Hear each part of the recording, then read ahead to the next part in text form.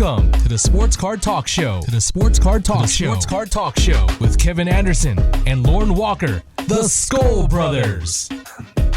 Welcome to episode 118 of the Sports Card Talk Show. Got a Friday night interview going on tonight. We have ZiggyNo coming on the show tonight. Yeah. On YouTube and Instagram, right? Yeah. I know that he mentioned that when he first reached out to us, he mentioned that he saw us on Hobby Hotline. Oh, okay. Hobby Hotline is where he first caught wind of us, and he reached out to us, and he's been really active on YouTube the last couple of months, and we made it work to get him on for tonight's interview. Yeah. Got a little trivia in you? Oh yeah. All right. We'll go with the two again.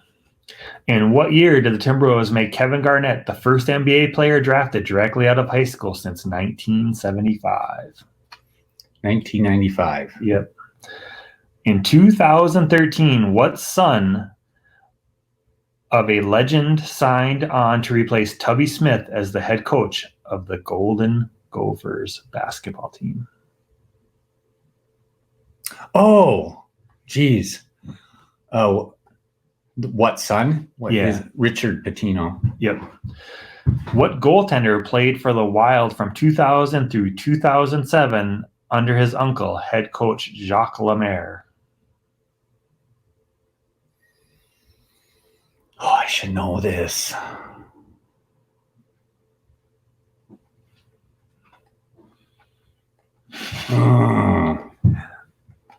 This is kind of funny. I hope you find humor in the name.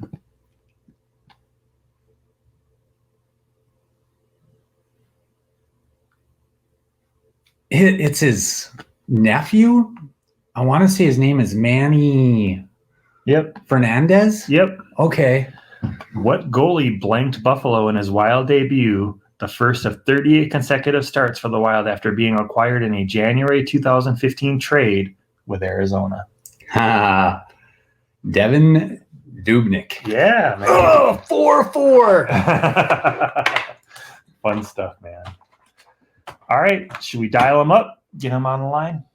I just got to say first, whenever you said Jacques Lemaire's nephew, I was thinking Manny, but then I'm like, I just didn't think that he was his nephew. That's why that really threw me. Sure. But yeah. Ring-a-ling ding dong. All right, we got Ziggy dialed up. How you doing today, Ziggy? Hey guys, how are you doing? Thank you very, very much for having me on the show today. Oh, thanks for coming on. Thanks for coming on. We're both doing great, I think. Yeah, we're doing good. We're doing good, man. Good to have you. How's your weather up there? You know, we're a little cool. Considering we're middle of June here, it's 55, 60. Looks pretty nice where you're at. Wow, it's gorgeous here. It's about 87 degrees, and what's nicer, I'm outside D.C. area in Northern Virginia. We've got no humidity today, so it's just nice. A gorgeous day to be outside. Yeah, really nice. Which is rare. We get a lot of humidity down here, which is terrible. Oh, we usually get some humidity too. I know the front page of the paper said today that we are actually in a drought this year, and it's definitely dry, I would say. Yeah. I know, even the land of 10,000 lakes seems a bit dry. Yep. Oh man. So I think we'll jump in, and if you want to talk a little bit about your collecting history, and we'll just go from there if that sounds good to you. Sure, I appreciate it. So like so many people, right? Collected as a kid. Yep. Stopped collecting, came back to the hobby. I'm a father of 4 boys. And I'd say probably about 5 years ago, my kids got me back into collecting, and they were, picking up packs of Prestige and Complete, and they were mainly into basketball cards at the time. And, I remember my son telling me, Dad, if you find Prism cards, those are the good ones to get. So fast forward, I start collecting cards, and I start realizing how expensive these things are. At this point, I'm just buying retail, but I remember like $30 for a box of Excalibur cards with these patches and autographs. And being blown away. I say that's the one, I think that to me was a shock as somebody coming back to the hobby. And I always wonder how other new people feel when you open that pack and you find a piece of fabric with an autograph on it, it's like, what the hell is this? And how special is it? Right? You think you found the golden ticket, and you find out there's millions of these, right? That to me was amazing. Yep. We got into breaking after that because a friend of mine, I guess, turned me on to sports cards. He's like, yeah, if you think Excalibur's nice, you should check out, he kind of pushed me on to the next level. And I would say this is back in 2015, 2016. My boys and I would get into breaks. So we'd buy teams. We were on a lot of the breakers, Jaspy, Leighton Sports Card, Ojo breaks. And at that time, again, breaking was still very, very much the Wild West, right? You didn't know what's going on, but we had so much fun collecting cards. I'd say for the first 2 or 3 years, we only collected cards. That's all we did was collect cards either through breaking or doing retail, right? We didn't do much hobby boxing and stuff. I'll even say on my channel, I have some old video my boys and I made from 2016 that I've now brought back, and they're hilarious because I have one of my son opening up packs of Prism, and this is a true story. These packs were sent to us by Mojo Break. Back in the day, when you missed out on a break, if you didn't get something, they'd send you a Prism pack as a skunk pack, which will never happen again if you follow Prism basketball. Through these, and again, 2016. Well, the only thing you cared about really were autographs. People were excited about. So he finds 2 autographs. He finds Della Dova, who's one of the basketball players at the time, and we're cheering on him because he found this autograph. And he pulls up this one card and says, "Rookie from the Bucks," and he shows it to the camera and drops it aside, and that happened to be Antetokounmpo, right? Yeah. Which is now a $200 card. Okay. So it was stories like that really got my boys and I into the hobby. So we were very passionate for the first few years. We would buy boxes. We did breaks. We went to the National probably, I think it was 2017. And that blew me away. Have you guys been to the National before? No, not yet. Hopefully next year. I would say when I went several years ago, again, I was still new to the hobby. I had a small community, and say mostly through Facebook at that time. And what was nice is seeing those people. I really look forward to going to the Nationals again because I know so many more people now through the hobby. It'd be great to run into you guys and so many other people that you see online. So I hope you guys do make it happen. And, if not, maybe a future, national. Yeah, we're thinking Chicago. Yeah, Chicago's a day trip for us, whereas Atlantic City wasn't going to happen this year, regardless for us. Right. That's a plane ticket. Although I hear plane tickets are really cheap right now. I also look at Atlantic City. It's not a really good location, in my opinion, because it's not a direct flight. You either fly to Newark or you fly to RFK or JFK, and you have to then take something over there. Yeah. Where Chicago's much better, Cleveland's much better, Dallas. There's so many better locations. Baltimore, I think, would be great. As a DC guy. Anyway, I was just saying. So what really moved me back in the hobby was a few years ago I did have to start selling cards, and I was on eBay, but I really found a community in Facebook. Are you guys active in Facebook? We keep on hemming and hawing on that end. Yeah, we're dragging our feet getting into that. We have a hard. Well, just say again. I understand because, and I'll say it's funny. Part of the reason I now opened a YouTube channel was because I'm taking content that I did in Facebook, and I'm not taking that to YouTube. So years ago, my sons and I started our own products on Facebook. We'd also do some breaks for friends, right? Where we wouldn't charge money. We'd break at cost. If we found a product, we'd break with just a community like. And what I'd say is over the last 3 or 4 years, I now admin some groups in Facebook. I've learned a lot about Facebook. I refer to Facebook as the underground to the sports card community because I think we're all familiar and we all touched our toe or seen a group or heard of a Raz, but there really is amazing community in Facebook of guys making major transactions, whether it's selling wax or whether it's selling, rookie cards, and whether it's by bulk or whatever. You can find anything and everything on Facebook. And I think part of it is you realize if you come into it, it's a community where if you treat people well, you'll be treated well in return. Right? You just rush in. There are people who will take advantage of you, but I'm a big Facebook fan. So I run a Facebook group that has about 500 members in it that I used to just information only on. There's no selling, no buying. And then I admin a couple of basketball groups and I admin a couple other groups that do allow buying and selling. So I've taken that to my Facebook or my YouTube channel where I want to explain to people on YouTube hey, how are different ways to sell, right? Sure. Like eBay is not the only way to sell. How do you guys sell most of your cards, if I can ask? We don't sell cards very often. No, I sold a couple cards because we helped a friend out and worked a table for him down at a big show down in the Twin Cities this past fall. Yep. And I threw some cards in a display case and sold a few that way. And those were actually the first few cards I've ever sold. And I haven't sold any cards since. I don't think so. I sold a few on Instagram to friends, but I don't actively try to sell. If somebody says, hey, I like that card, if I don't have an attachment to it, I'm willing to move it, which is what I kind of really like about your channel. I'll say it's funny. When I started 5 years ago, I was very much collector only. Yeah. I won't lie to you. I would rather give you a card than sell a card to you a few years ago.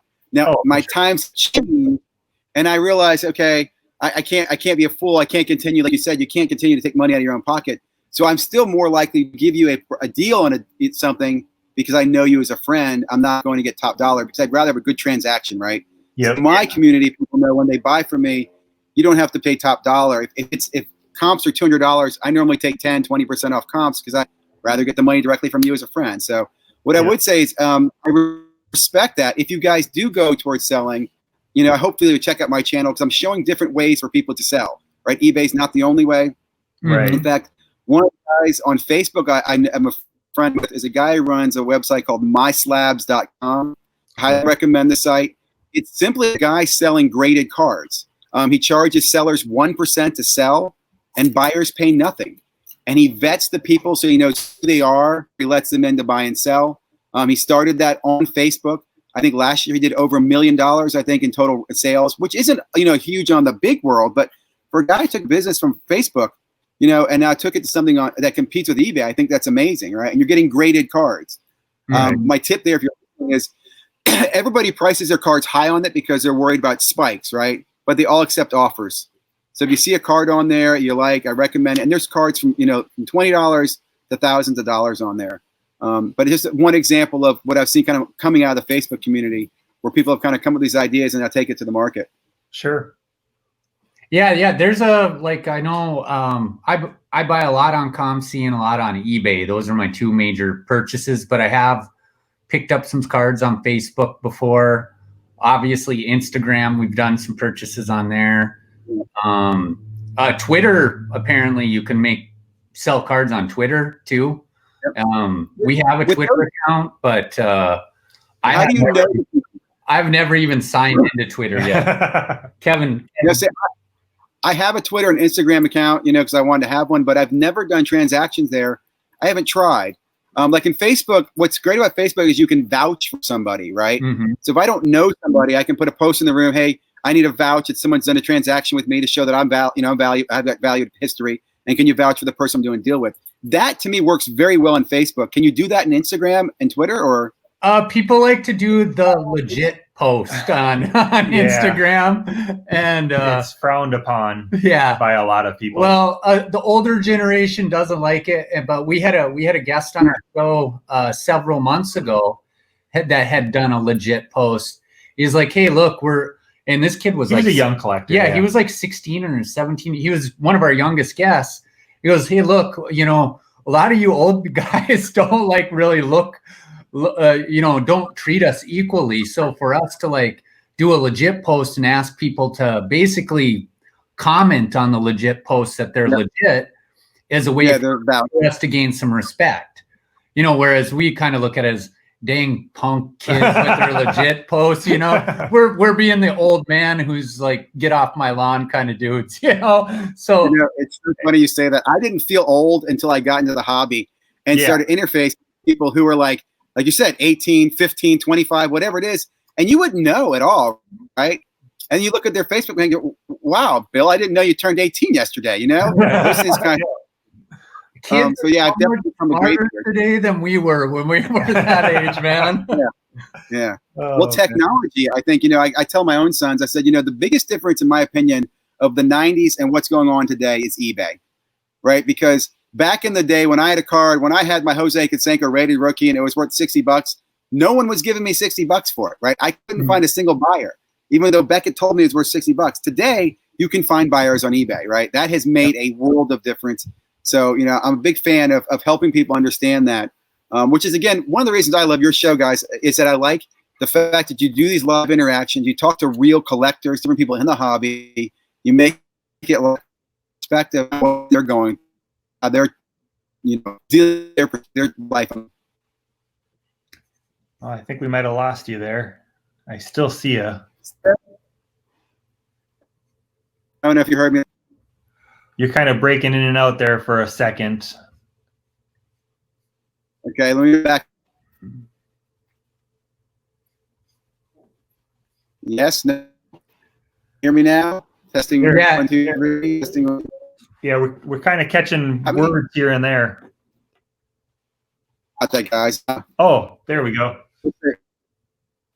Do we have? I was saying, one like right this like, and that's how I stumbled across you guys. As I said earlier, I think it was on Hobby Hotline that you guys dialed into. Your name, then checked you guys out on YouTube. So big fan of those types of shows. Watching the content, like I said, I think you bring live content to the people watching, right? Who want to hear relatable stories. Yeah, it's we learn a lot too. You know, we're pretty set in our ways and how we do things. And Lorn almost is only exclusively Vikings, and he's broadened his horizons a little bit. And a mail day I just did, I got an idea from another collector that we had on the show, and so it's been fun. It's been fun, definitely getting new ideas and expanding how we think about the hobby. And you make good friends. I think everybody says that. You know, you really do meet a lot of people who aren't just out to make money. They're out to make friends and find other people who share the same passion they have. Yeah, absolutely. That's been the one unexpected a bonus or surprise by starting this show is like me and Kevin are pretty much like I don't think either of us have very many friends. You know, you're busy with work. You have acquaintances, but not really. Like Kevin's like the only person I ever really do much of anything with other than like my kid or my brother. Yep. And like there's a whole bunch of guys that have the same interests as us. And, you know, we talk about a lot of other stuff other than sports cards, you know, because we have that's how we met, but that's not what our relationship's about anymore, you know? Yep. It's funny. I'll give you a great example of that. I have a great friend of mine, and you'll probably relate to this, who calls me the other day. He actually texts me on Facebook. Hey, Ziggy, can you send me $200? I'm like, sure. What's your PayPal? And I send the money. So then I ask him, what's the money for? He goes, I'm at Target and I found a bunch of mosaic. I wanted to buy some. Now, if a friend of mine from work called me and said, hey, Ziggy, can I get $200? I'd be like, why do you need the money? What are you doing with it? Right. But in the hobby, right, you're like, hey, it's awesome, man. Send me pictures of what you get, because you understand that, right? You relate to that. Yeah. Hey, I don't have enough cash with me. Hey, can you send me $200 so I can buy all the mosaic, right? So it's friendships that I think are priceless. It's funny you just said that, because literally today I was at the store before we started shooting, and I messaged a friend, hey, they have this at the store. You want some? Yeah, buy it and send it to me. All right, I'll just tell you how much it is later. No big deal. Yeah. And I'll tell you, like I said, my sons and I started with that like 5-6 years ago. We were chasing Prism and Bowman, right? Bowman mega boxes at the time. And if we found them, we would bring them back and we would sell them at cost, right? We'd break them. Our thing was, let us break them. We'll package up and sell to you at cost. It wasn't about flipping it for the money. It was more about the fun of ripping it. And again, sharing that with other people. Now, like I said, now I've gotten to the place where I do sell some product. I will flip some product. It's hard for me to be honest. If I have product, that's why I'm a collector. I normally rip it. But I do know some breakers where if I find some retail, I'll sell to some breakers because it's hard for them to find it and they can, you know, sell it in their model. So, sure. Yeah, everybody's having a hard time finding any product nowadays. Yeah, it is crazy. Before I forget, I want to mention. So I did send you guys a little care package, and what you can find in there is it is from a break that I did back at Jaspy's Hobbyland. I want to say 2017. The reason I'm telling you this is because the card is damaged. Okay, it's still wrapped by the breaker. It has the information in the break, and the guy told me, hey, why don't you contact Panini about getting it replaced? Now, I'll be honest, I never did that, okay? Now, it's a nice card. It's Adrian Peterson, autograph, impeccable card. So I know you guys are Viking fans. Yeah. I think it's a beautiful card. If you look at the back, though, there's still a little snag on the back corner. You decide if you want to bother Panini and see if you get it repaired, or if you keep it for yourselves. But it's a beautiful card, and I know it's going to be in a good place when it gets to you guys. I wonder. I appreciate that. I actually won an impeccable, and I don't know what year it was, but I won it off of eBay. Yeah. Perfect card. He had beautiful pictures of it. I get it, and he's got the top of the top loader taped so hard that this card wasn't going to move out of that top loader. Yeah. So I pull it out. I look, and the bottom corner is just dinged super bad. So I contact him, and he tries, and I haven't removed the tape off the top loader or nothing. I'm like, hey, look, I wanted the card. I didn't want to refund. I didn't want to return it. Yep. He's like, well, it must have got damaged in the mail. I'm like, dude, this didn't get damaged in the mail. When he snapped his pictures, it wasn't in the top loader. He dropped it or something before he put it in the top loader. Yeah. But anyway, I had to and I'm still sick to my stomach that I don't have that card. You got the refund and you sent back the card then, right? Yep. And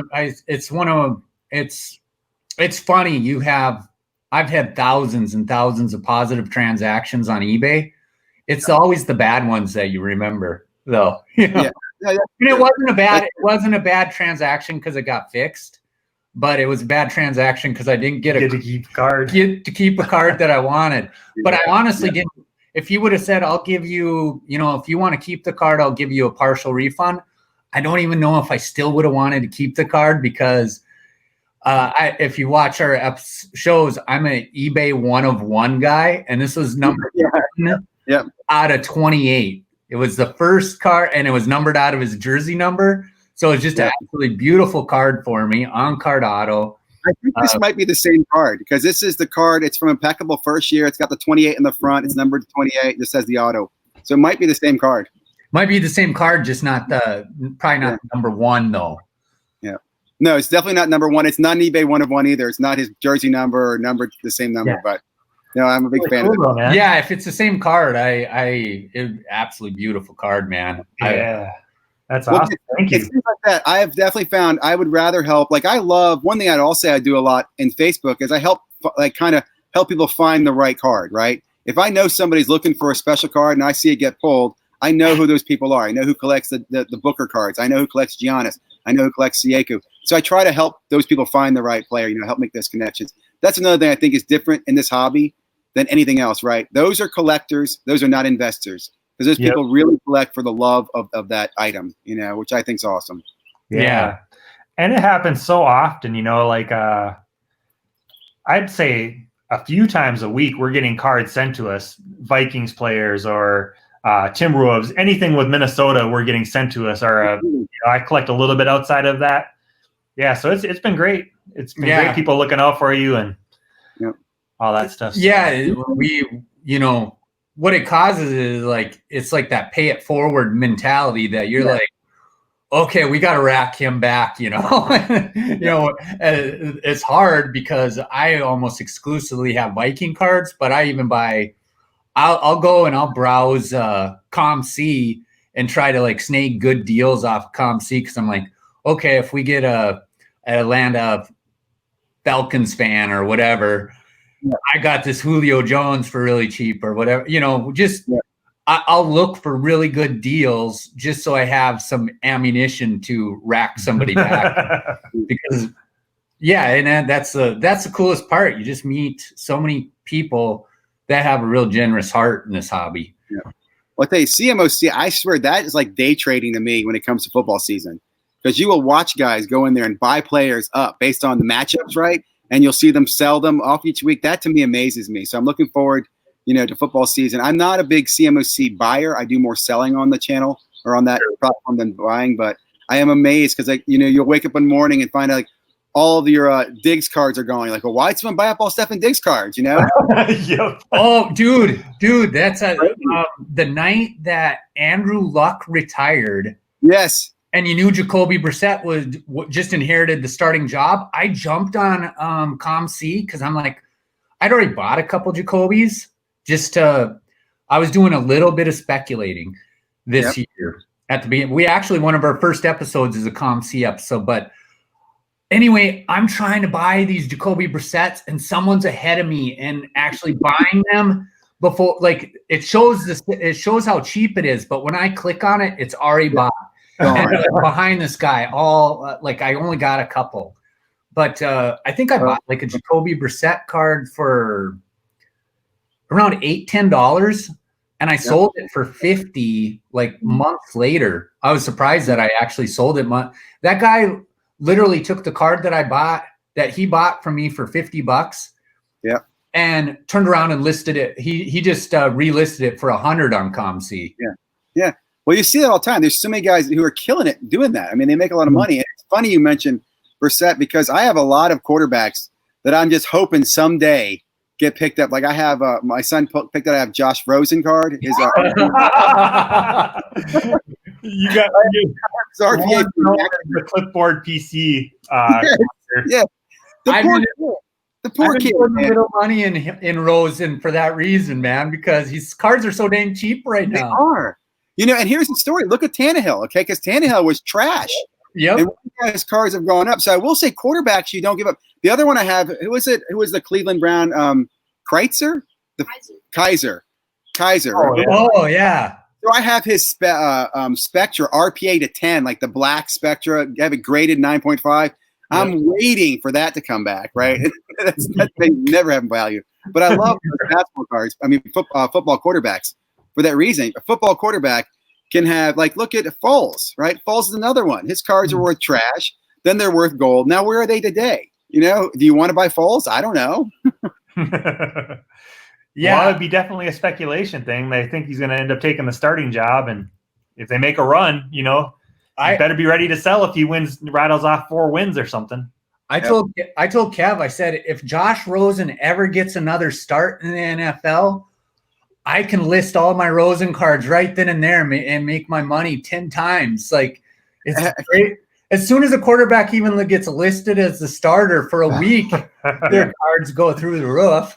I told Lauren I'll believe the day I see it when he actually puts the card up for sale. Yeah, I've been there, man. It's hard to do. It's hard to break that ice for some reason. I understand. It's like, because I think part of it's like a child to you. It's like, I'm really going to give away this kid, or, you know, it's this card. I have there's a relationship there. It was hard for me to break that. And I think it was like 2 years of full-time only collecting. And I had a friend who'd come over to me and go, why are you not selling these cards? And I'm like, well, I don't want to. And then here's an example. I had this immaculate patch card of, I think it was Tim Duncan. It was just a patch of Tim Duncan. And I put it online as an example. It's like, let me show you how much this card's worth. It sold for like $800. Oh, I was blown away. I'm like, this is just a patch. He's like, this is why you need to start selling some of these cards. So it really did open my eyes to selling. It took some time, and I learned a lot too selling, right? Yeah. You know, when not to sell, who to sell, how to sell, you know, so many different platforms. But it is part of the hobby. If you get there, you know, I understand. Some people take their time. Yeah, well, the thing is like, so much of what I have is Viking cards, and that's a lot harder for me to part with. But Josh Rosen, unless he signs with the Vikings, I have no attachment to him whatsoever. In fact, the night that he got drafted, I didn't even like the guy. So. Now, are you guys Cousin fans? Are we what? Cousins? You like Cousins? I'm still Teddy Bridgewater is my most favorite Viking quarterback that I mean, I've been a Viking fan for 35 years, I think 30 at least 30 plus.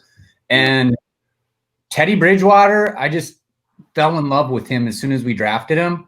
Yeah. I am a Cousins supporter, but I'm actually have a friend that's a Carolina Panthers fan, so I've always had a disdain for them, just mostly for that rivalry.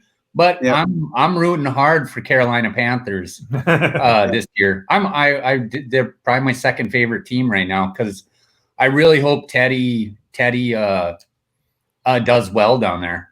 Yep, I agree. It's funny. I have definitely become more of a fan of players than teams.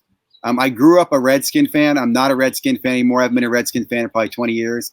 Like I said, I have 4 boys. Each one of them has their own favorite team. I don't encourage them to pick any one team because, like you said, I like the players. Like I really like Teddy Bridgewater too. I think he was an amazing player in college. I'm shocked the Vikings moved on him. I was impressed when he stayed with the Saints for a year and I was understudy there. I am, like you said, I too am very much rooting for him in Carolina because of his situation. And holding his cards, I think, is genius because I do think he has great value. I don't understand why people, you know, what happened so quickly on him because I think he's got a great mind, right? That's what I have to give more credit than anything. He sat behind Breeze and learned a lot. He chose to do that. And then look how he executed that offense when he was in. So I'm excited for Carolina this year. We'll see how things go. I don't know if Teddy Bridgewater, like Saints players love him. Because they said that he would go and sit into the defensive meetings and tell them what the quarterbacks were thinking whenever they they like whatever their defense was showing, he would tell them what they were thinking. Like he studied the other quarterbacks, he studied their defense. Teddy's a very cerebral quarterback. He's very smart. Yep. The one thing I loved about him, even as a rookie, you couldn't tell if he just threw an interception or a touchdown. He's really cool under pressure. And this was right after the Vikings had Christian Ponder, who looked like he was running for his life the instant the ball was snapped. I mean, and Ponder was supposedly the most NFL-ready quarterback in that draft.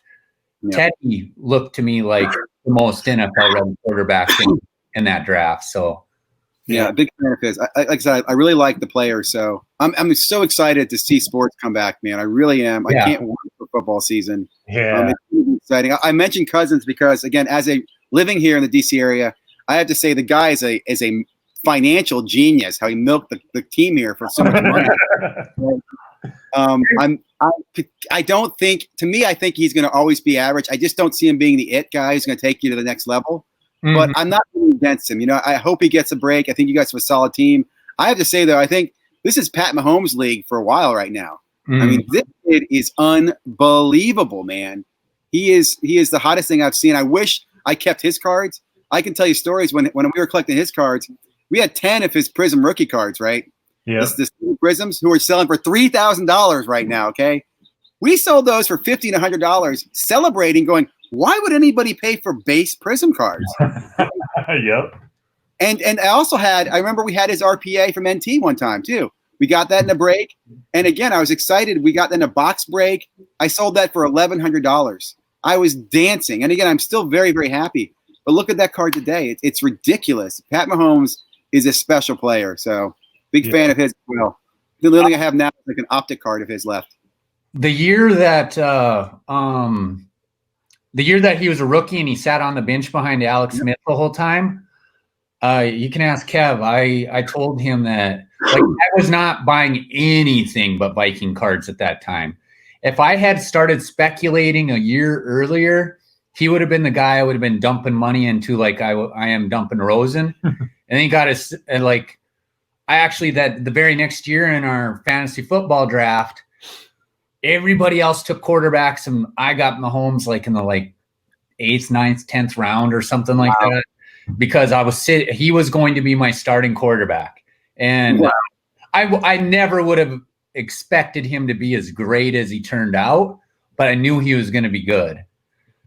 And I can't say I knew, but I had a good feeling. If I knew, I would have been buying Pat Mahomes years earlier, you know.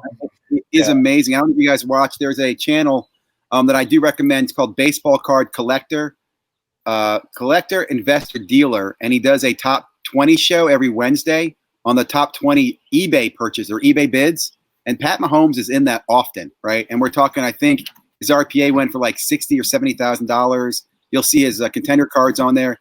He is the exception to the rule, in my opinion, when it comes to football, because his cards are sick. They're just so expensive now. Yeah. So you're not a Redskin fan anymore, but do you have a team are you a Baltimore fan then now? Again, I will really cheer for players more than a team. So I will say last year I was definitely a fan of Lamar, and I liked seeing what Lamar did. My sons, I have one son who follows the Packers, another son who's a Seahawks fan. So I have a little affinity for both of those. Sure. It just really depends. Like I'll say this year, I'm a big fan. In fact, I'll ask you this. I'm excited with this rookie year coming up with quarterbacks. I'm a Tua fan, right? I don't really want to see him play this year, but I do think he is going to be an amazing quarterback. Now, I also am a huge fan of Lawrence, right? I think Lawrence coming out of Clemson next year could be the next player close to Mahomes-like in what he can do. So I'm very excited about those young quarterbacks, and I'll be a big fan of those teams when that happens. I'm definitely rooting for Burrows this year.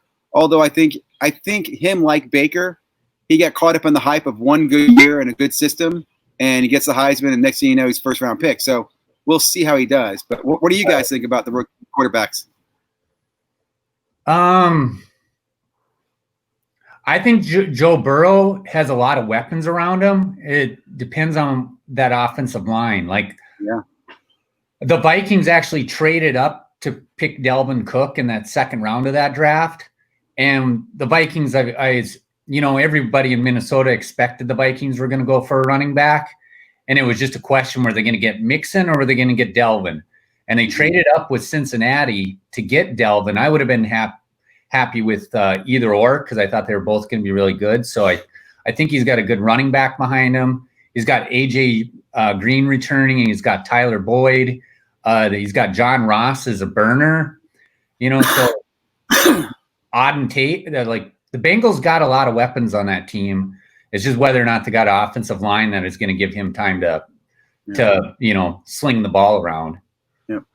I think coaching is very, very important in the pro. Yeah. And they're in a tough conference there with the Steelers, right, who are always really good, and the Ravens are going to be really well coached and well played. So it'll be interesting. I think that if the Bengals have 5 wins, I think that's actually a successful season for them. Not to be hating on them, but I just think that'll be impressive. And I'm very interested to see what happens with Cleveland, right? I mean, I personally am not a Baker fan. I will tell remind everybody that he was not recruited out of high school. Okay. He walked on in Oklahoma. And again, mad props for doing that. That's amazing. And again, he was not recruited coming out of college. The Cleveland Browns, it was a shocker when they drafted him. So everybody, I think, forgets his history.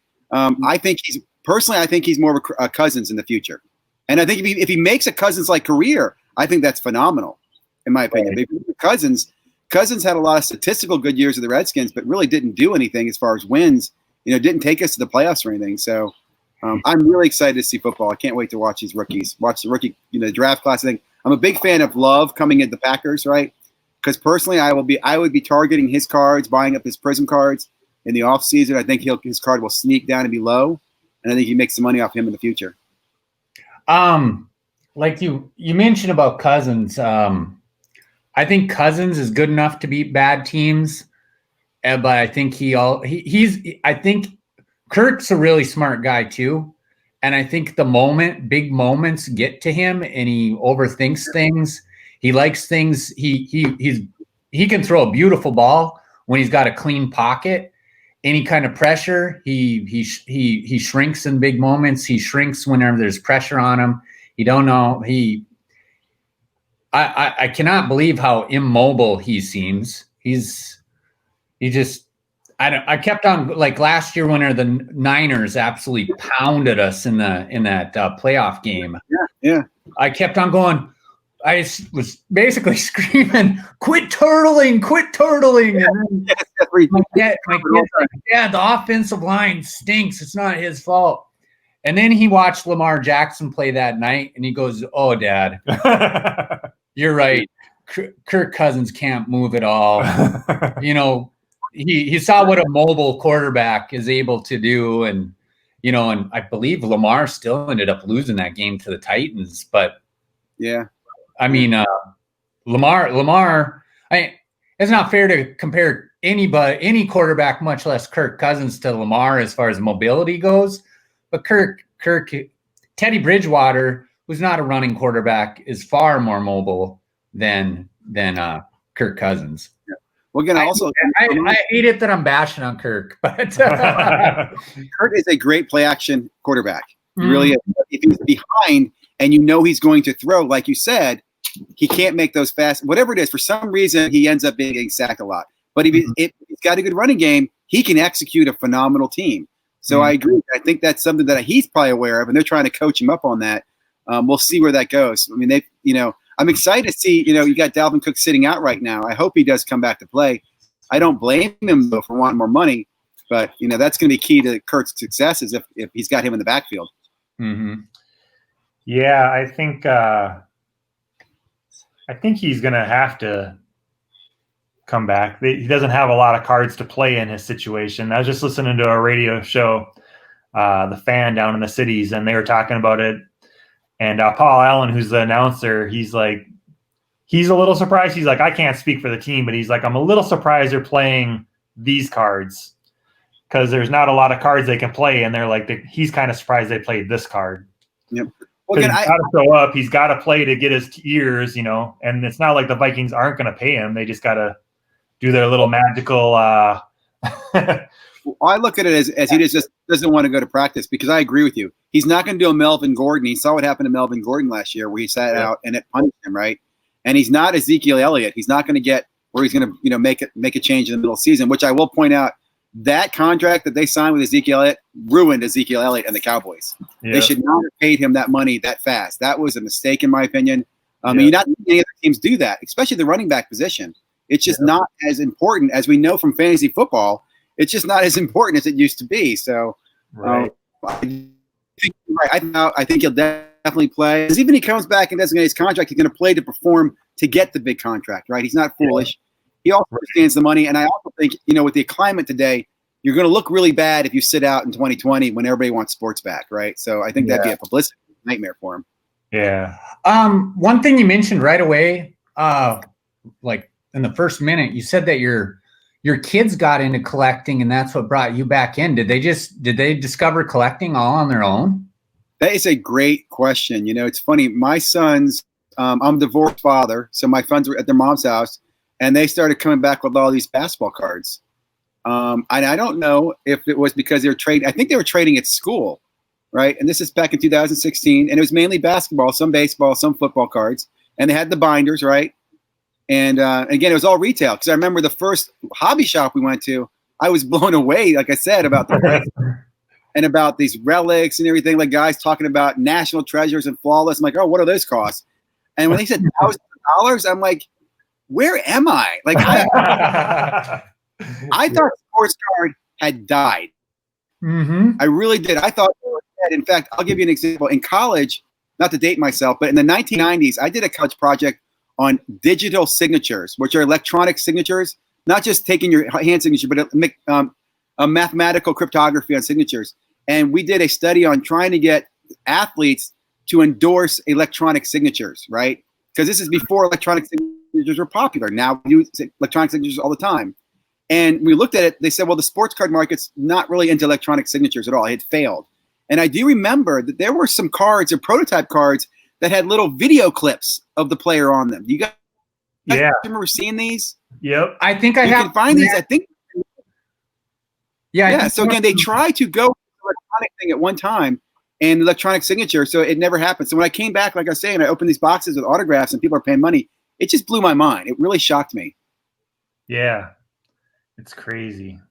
Yeah, I remember, like, you know, in the 90s and the 2000s going to yard sales and people are trying to sell 5,000 count boxes of their, you know, 80s and 90s junk wax for, you know, and you're like, you just look at it and go, oh, man, you don't even want to spend $20 for a 5,000 count box of cards because, you know, it's should go. I mean, I got all that in my storage unit. I didn't want more of it because I'm like thinking I might have to use this for firewood or something someday, you know. I am a sucker though when I see those because I will buy them thinking, well, maybe there's something good in there, you know. Yeah. So I understand, and it's funny right now if you watch what's happened with a lot of junk wax, it has gone up with the whole boom in the hobby right now, where these cards from like the '87 Topps cards have value, which blows my mind, right? In fact, that was my baptism into the hobby. Was that when you got back in the hobby? No, 1987 Topps was my original baptism into the hobby. Was the Twins won the World Series, and I started buying baseball cards. I had some football cards and stuff from before that, but when Kirby Puckett and the Twins won the '87 World Series, you know, all of us were collecting cards, you know, in the '80s, and that's how I got into it. And '87 Topps is still like my most favorite set for probably nostalgic reasons, and I think they're a beautiful card too. I love it as well. I actually just ripped some cellos that I had of it, and I stripped down. I had a few sets. I stripped down some sets, and I'm going to send in for some PSA submissions. Not that I think I have some 10s, but I think I have a lot of 9s. And it is fun because, in fact, on a total different topic, if you're following the Project 2020 stuff, that is one of my favorite cards. Is that McGuire card, right? The '87 McGuire. I also like the Gordon, the Dwight Gooden, the '85 Gooden. the 84 Mattingly from that, those 80 cards were cool to me. So I love those cards and the artist reenactments or the artist reprints that are being made right now. Yeah. So obviously you listen to the Hobby Hotline. So do you also listen to Sports Card Nation? I have a little bit, but not as much. He's more of a podcast, right? And then he does YouTube. Yeah, a bit of YouTube, but his he puts most of his eggs right into that. But John from that from Sports Card Nation has. I mean, I've listened to like 3 or 4 or 5 of the artists for the 2020 projects, which is really cool because hearing their stories has been a real treat. Also, it is interesting. It is amazing, and it's funny. I think one of the contradictions that's going on in that whole thing, right, is as an artist, you're screaming for everybody to get one of these, right? You're like, I want 1 million people to have my print, right? Because they also make money, they get more publicity. It's phenomenal for these guys, and I love that. For the collector, you're like, shh, stop telling people about this thing, right? So it's and those guys are interviewing. I've watched House of Jordan has done several interviews with those guys, and I do like.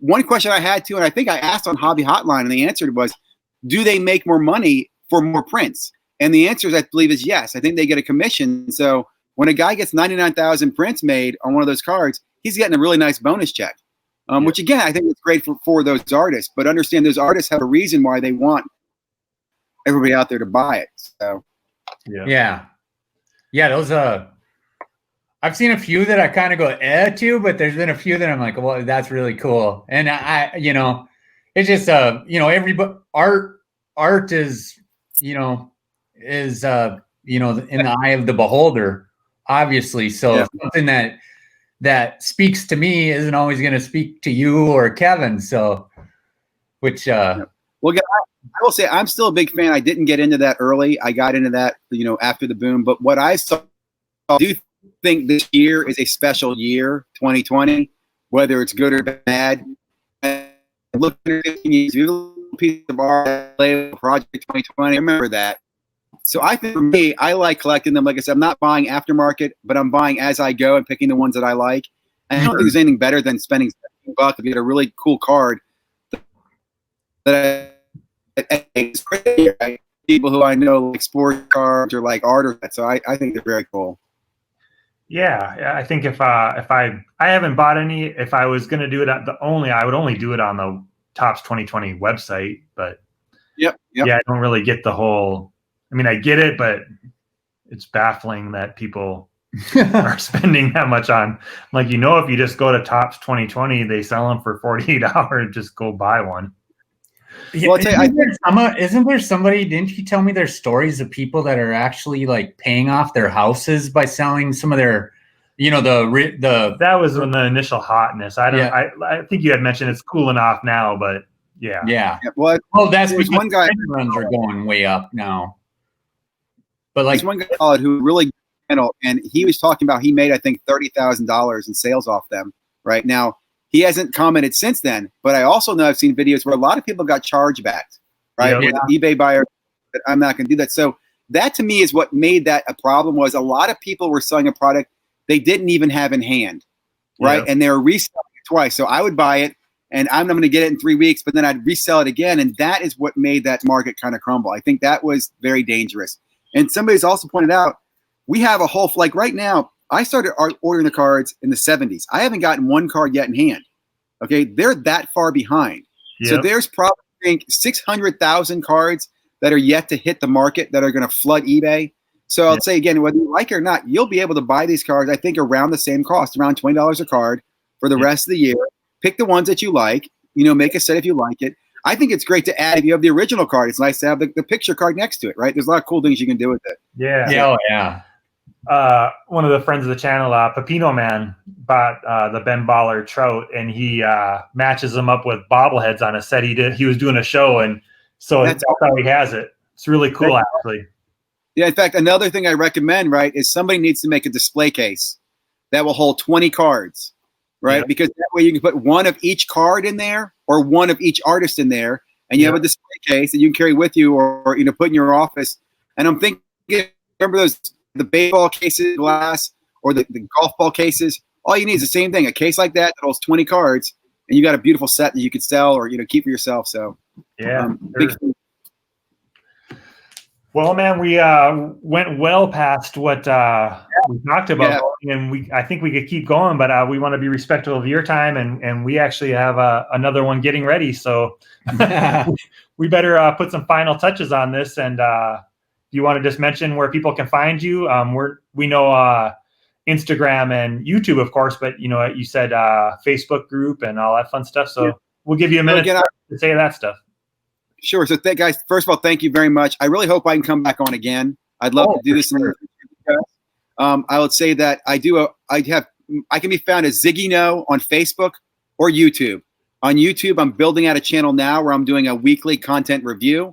I also do a bunch of other things that are fun.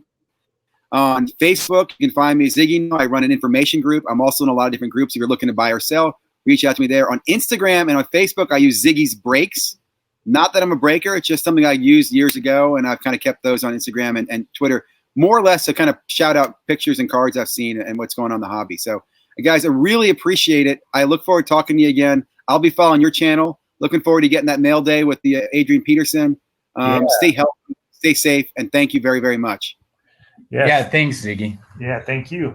So that'll bring episode 118 to a close. We appreciate you coming on, and Skull Brothers out.